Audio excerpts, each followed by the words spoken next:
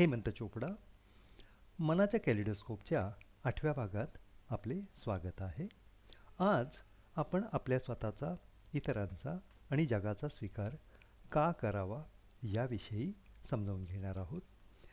एक व्यक्ती म्हणून आपण जसे आहोत तसे आपण स्वतःला स्वीकारलेले आहे काय, असा प्रश्न आपण स्वतःला किंवा दुसऱ्या कोणालाही विचारला तरी येणाऱ्या उत्तरांमध्ये खूप लहान मोठे मुद्दे ऐकायला मिळतील. आपल्यापासून प्रत्येकाला स्वतःमध्ये काय काय असावे आणि काय काय नसावे याची भली मोठी यादी देता येईल. यादी जशी आपल्यात काय असावे आणि नसावे अशा इच्छा अपेक्षांनी भरलेली असेल, तशीच जर तर अशा जरतारी पद्धतीनेही सजवलेली असेल. महत्त्वाचे म्हणजे आपल्याविषयीच्या पसंती नापसंतीप्रमाणेची बदलाची कारवाई मात्र भविष्यात घडणारी असते असेही दिसून येईल, जी प्रत्यक्षात येण्याची शक्यता त्याच कारणाने कमी असते. आपल्या मनाच्या कपाटातला हा कप्पा उघडला की त्याला परत बंद करताना यातल्या बऱ्याचशा गोष्टी बाहेर राहून जातात आणि त्यांचे कोपरे जाता येता आपल्याला टोचत राहतात. या विषयाबद्दल आणखी बोलण्यापूर्वी आपण अनेकांच्या अडचणी समस्याविषयी आत्तापर्यंत ऐकत आलो त्या सगळ्यांना परत एकदा थोडे थोडे भेटू. त्यापूर्वी आपण एक गोष्ट गृहीत धरून चालू, ती म्हणजे ब्लॅकबेरी असे चिडवण्यापूर्वी समीरने स्वतःला तो जसा आहे तसा खरं तर स्वीकारलेलं होतं. तर 12वीचा रिझल्ट लागण्यापूर्वी प्रमोदनेही स्वतःला स्वीकारलेलं होतं. तर फर्स्ट इयर मेडिकलची परीक्षा देणाऱ्या सचिनने, भागीदाराच्या व्यवसायातील संपतरावांच्या तिन्ही मुलांनी आणि अपघात होण्यापूर्वीच्या शंकरने आणि अजय रूपांनीही स्वतःला ते जसे आहेत तसे स्वीकारलेलेच होते.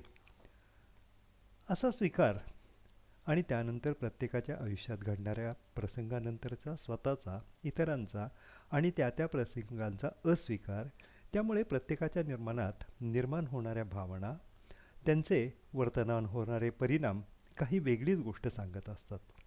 असे परिणाम स्वतःला दोष देण्यापासून इतरांना दोषी ठरवणे, घडलेल्या प्रसंगांविषयीची तीव्र नापसंतीपासून अगदी स्वतःला नाकारण्यापर्यंतच्या अस्वीकाराची पावले उचलायला भाग पाडतात आणि अगदी आत्महत्येपर्यंतही येतात.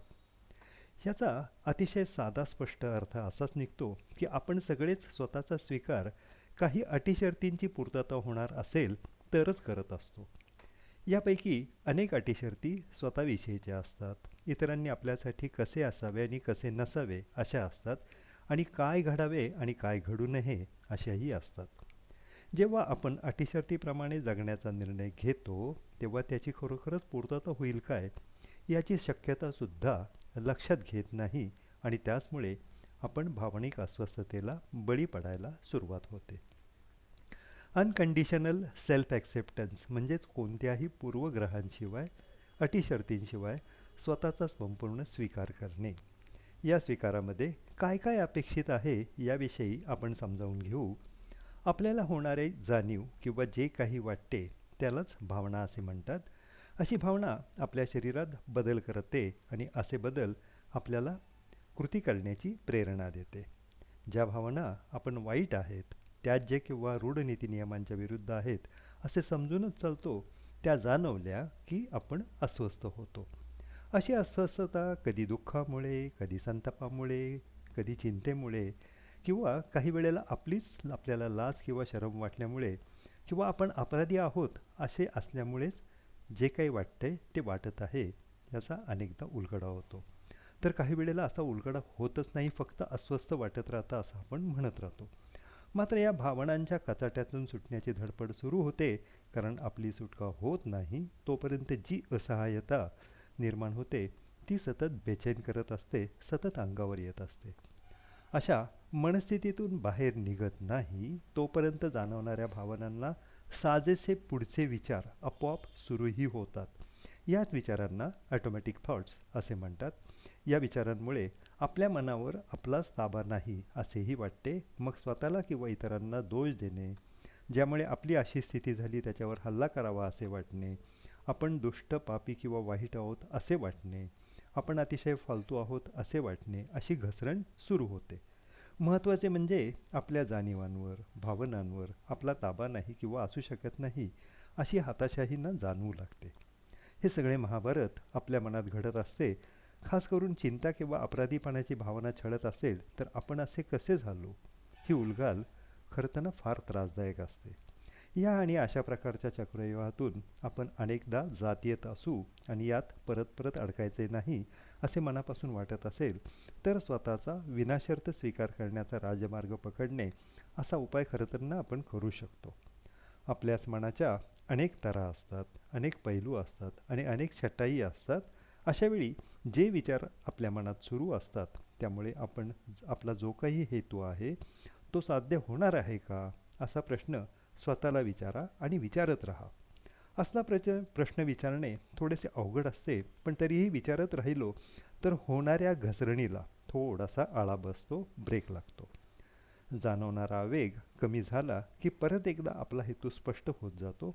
मग स्वतःला विचारता येते की आधीच्या भावनेच्या वावटळीतून आपण जसा विचार करत होतो त्यातून आपला खरं तर नेमका हेतू साध्य होणार होता का? आपण कोणते विचार केल्यावर आपल्याला फायदा होईल? हळूहळू अशा प्रश्नोत्तरातून वेगळे पर्याय निघायला लागतील, ज्यामध्ये भावनांचे प्रेशर कमी आणि साधक बाधक विचार जास्त असाही प्रकार सुरू होईल. आता स्वतःचा आपण जसे आहोत तसा स्वीकार केला आणि तोही कोणतीही अट किंवा शर्त न लावता, की लक्षात येईल की आपल्याला जे काही वाटते, आजपर्यंत वाटत आले आहे, त्या जाणीवा बदलता येतात. होणारी जाणीव बदलली की निर्माण होणाऱ्या भावनाही बदलतात. भावनांची तीव्रता बदलते, छटा बदलते आणि वरच्यावर जी भावनिक अस्वस्थता जाणवत होती त्याचा त्रासदायक कालावधी बदलतो, तीव्रता बदलते आणि फिरून फिरून जुन्याच खड्ड्यांमध्ये परत परत पडणेही कमी होते. भावनेच्या भरात आपल्याला जे काही निवडायचे स्वातंत्र्य होते त्याच्यावर जो दबाव यायचा तोही कमी झालाय असाही अनुभव येतो. कोणत्याही खेळात जशी वरच्यावर प्रॅक्टिस केली की खेळ सुधारतो, तसेच हाही खेळ जमायला लागतो. जे काही थोडक्यात सांगितलेले आहे ते एकदा ऐकून लगेचच आपल्यात बदल होईल अशी आशा मात्र करू नये. आपण सगळे इतके सराईत झालेले आहोत की जरा जरी दुर्लक्ष झाले तरी परत एकदा वाहवत जायला वेळ लागत नाही. म्हणून अगदी लहान सहान जाणीवा बदलल्या की भावना कशा बदलतात आणि भावना बदलल्या की आपले वर्तन कसे बदलते असा गृहपाठ सतत करत राहिलो की हळूहळू कसे मानसिक भावनिक पातळीवर स्थिर होऊ शकतो याचाही अनुभव येईल. दुसऱ्या किंवा तिसऱ्या विवेचनातून आपण काही वास्तविकता पाहिल्या होत्या. त्यातील प्रत्येकात असलेल्या गुणांबद्दल बोललो होतो. तशी आपल्यापुरती यादी केली आणि त्यावर व्यवस्थित प्लॅनिंग करून काम सुरू केले तर लक्षात येईल की स्वतःचा कोणत्याही अटीशर्तीशिवाय स्वीकार केला तर आपणच आपल्याला किती प्रकारचे स्वातंत्र्य देऊ शकतो. इतर व्यक्तींचा स्वीकारसुद्धा विनाअट करायचा असेल तर तो कसा करता येईल? मुळात इतर व्यक्ती आपल्याप्रमाणेच इच्छा, अपेक्षा, महत्त्वाकांक्षा बाळगत असतात. त्यांना काय महत्त्वाचे वाटते याचा निर्णय त्यांचा असतो.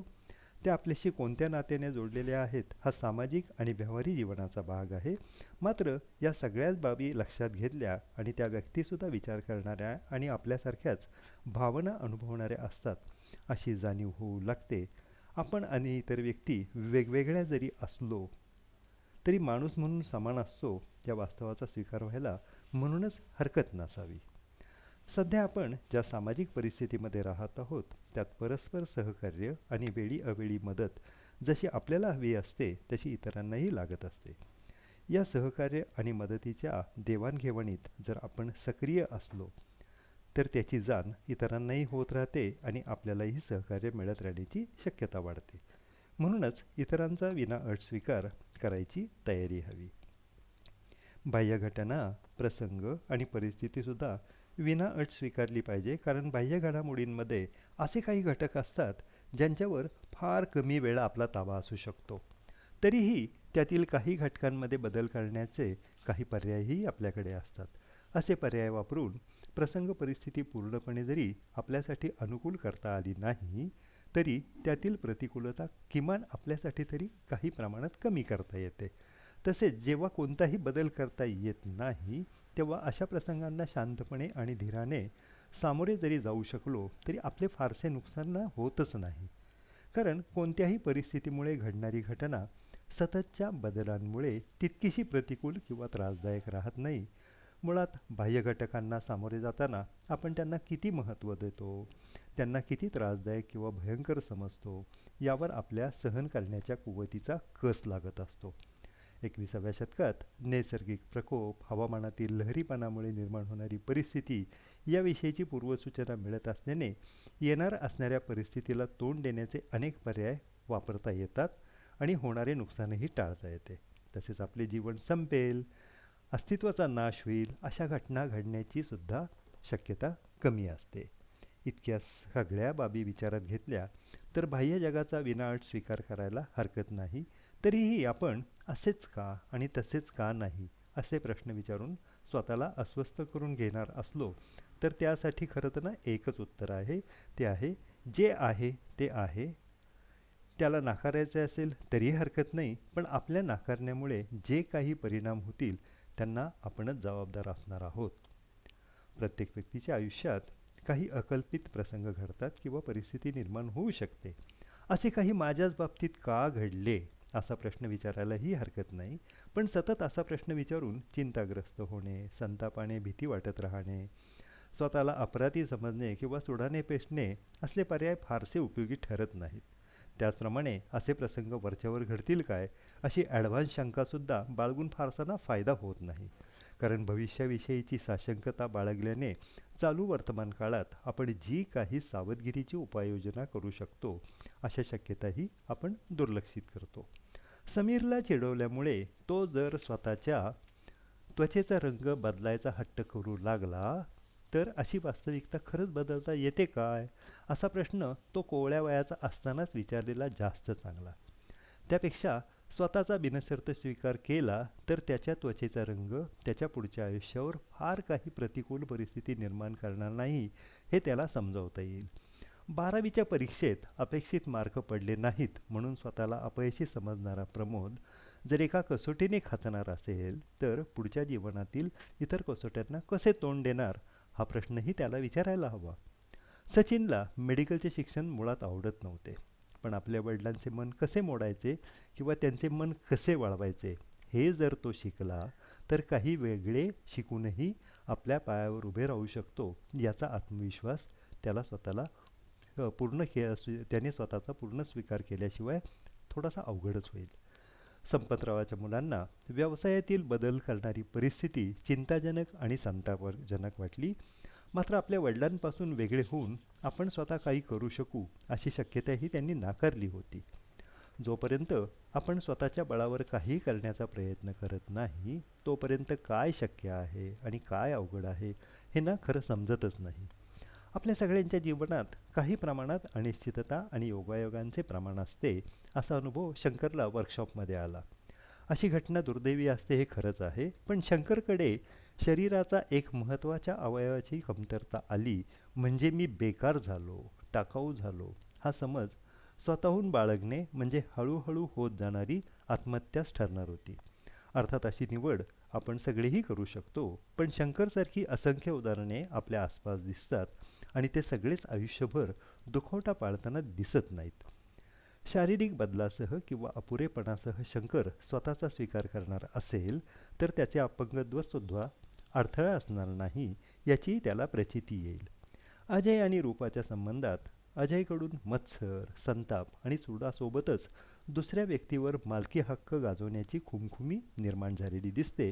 मात्र त्याच्या मनातील एक कल्पना पुढे जाऊन त्याची जास्त घुसमट करणारी ठरली असती आणि ती कल्पना होती जवळीकीच्या नातेसंबंधात दुसरी व्यक्ती महत्त्वाची असण्याने माझ्या असण्याला किंवा माझ्या अस्तित्वाला अर्थ आहे, महत्त्व आहे, हीच ती कल्पना. यात दुसरी व्यक्ती महत्त्वाची असल्यामुळेच मी जी काही अपूर्ण किंवा अर्धवट आहे तो पूर्ण होतो असा समज.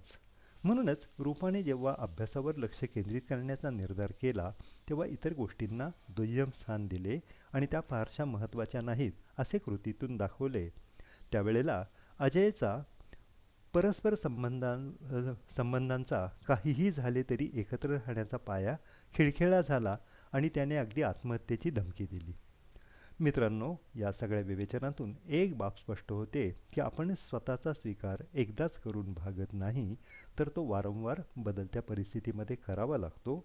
असा स्वीकार आपल्यातल्या चांगल्या किंवा विधायक क्षमता जशा विकसित करायला मदत करतात, तसाच वेळोवेळी आपण कुठे कमकुवत ठरतो किंवा घसरू शकतो अशा आपल्याच व्यक्तिमत्वातील कच्च्या दुव्यांनाही उघड करत असतात.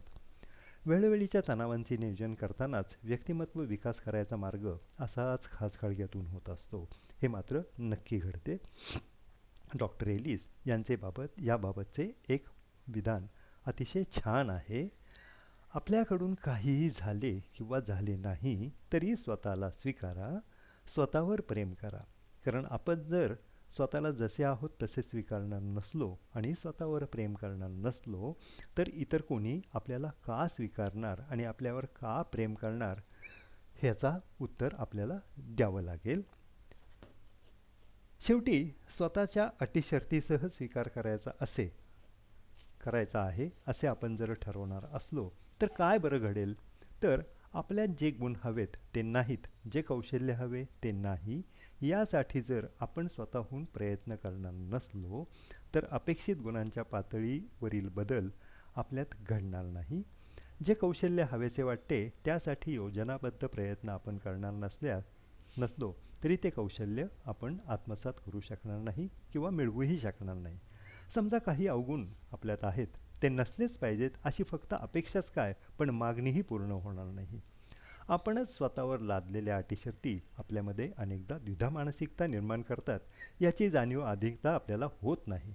समजा माझा डावा हात मला आवडत नाही म्हणून माझा उजवा हात डाव्या हाताशी लढणार असेल, तर उजवा हात आणि दोन्ही हातांना बळ देणारे आपण यांची कधीही सरशी होणार नाही आणि कधीही विजय होणार नाही, असेच घडेल.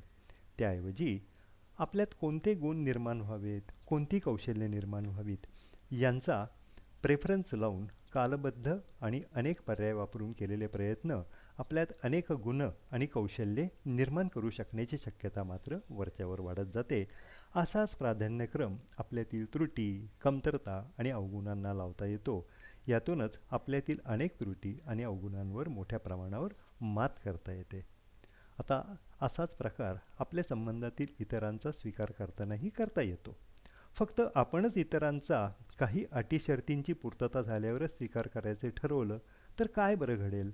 तर आपण जशी वृत्ती बाळगून इतरांमधील सरसनिरस ठरवणार आहोत, तीच निवड इतर व्यक्ती आपल्या बाबतीत करू शकतात, हे लक्षात घेतलं पाहिजे.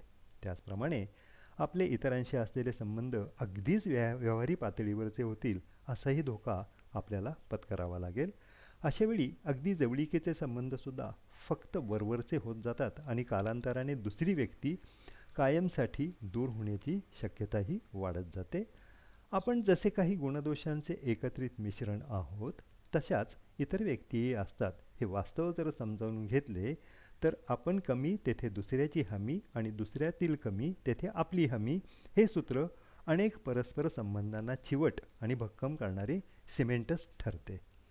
बाह्य जगातील घटना, प्रसंग आणि परिस्थितीला जसे आहे तसे स्वीकारले, तर अनेक पर्यायांचा वापर करून त्यांना सामोरे जाणे शक्य होते.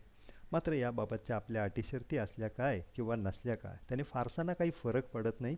फार तर एवढंच घडतं की जे आवडत नाही ते आवडत नाही एवढंच म्हणत आपण बसलो, तर त्याची नावड कमी करण्याकरताचे जे पर्याय खरं तर असतात ते सुद्धा आपण वापरत नाही. पण आपणच घातलेल्या काल्पनिक अटीशर्तेमुळे आपण अडकून पडतो, जखडले जातो असा अनुभव वरच्यावर येईल. Prisoners of our own thoughts म्हणजे आपलेच विचार आपल्याला तुरुंगात डांबल्याचा अनुभव देतात, हे खरे झालेले दिसून येईल. आजचे विवेचन बऱ्यापैकी लांबलेले आहे. तुम्हाला जर वरील विवेचन पटले आणि आवडले असेल, तर परिचयातील इतरांना जरूर फॉरवर्ड करा. तसेच चॅनल सबस्क्राईब केला नसेल तर ताबडतोब सबस्क्राईब करा. काही शंका किंवा अडचणी जाणवल्या असतील तर त्या मला कळवा, त्यांचे निराकरण करण्याचा प्रयत्न करीन. पुन्हा भेटूच. धन्यवाद.